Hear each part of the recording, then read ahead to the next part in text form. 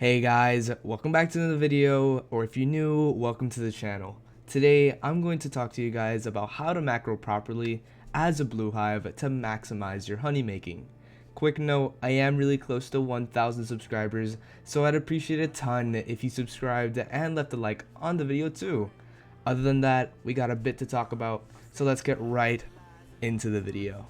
Alright, so first off, of course, you're gonna need a blue hive.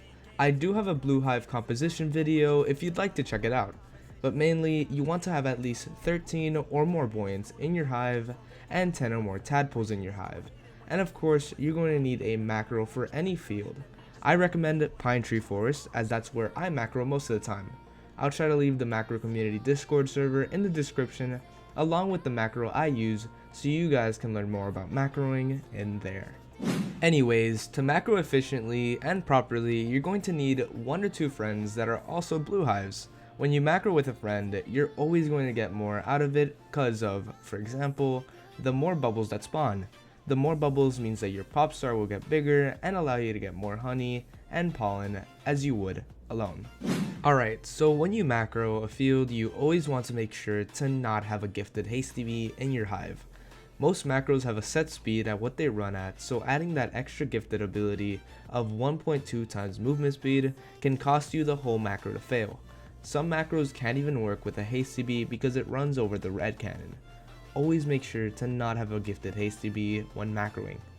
Next off, you always want to make sure to have motivating, satisfying, and comforting nectar, and if you're up to it, make sure to have refreshing nectar as well. When I macro in pine, I always leave my petal planter so that when I come back from macroing, the planter is ready to harvest. On top of that, I gain comforting nectar from the planter already when I'm macroing, so that's a bonus as well.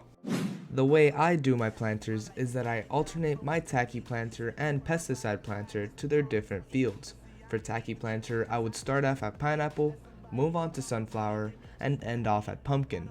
When I go through all the fields, I'd restart it again at pineapple and do it over and over again. For my pesticide planter, it's basically the same thing, but with 4 fields. I'd alternate them from mushroom, move on to stump field, move to spider field, and end off at rose. And of course, when I harvest from rose, I'd start it all over again, starting at mushroom. The reason why I picked these fields specifically is because the ones for tacky planter only give satisfying nectar, and the ones for pesticide planter only give motivating nectar. Alright, lastly, right before macroing, you want to make sure to have a high balloon blessing. You mainly want to get a higher balloon blessing than you get for macroing. Let's say when you macro, you only get 40 balloon blessing every time. Right before you macro, you want to try to get something like a 47 balloon blessing because at the end of the day, you'll have more capacity and you'll get more honey at hive, which is always great to have. Well guys, that's the end of the video. Thank you for watching. I hope this video did help you out in any way possible. I am really close to 1,000 subscribers, so I'd appreciate a ton if you subscribed and hit that like button, as that helps me make more videos for you guys. Other than that, I'll see you guys in the next one. See ya.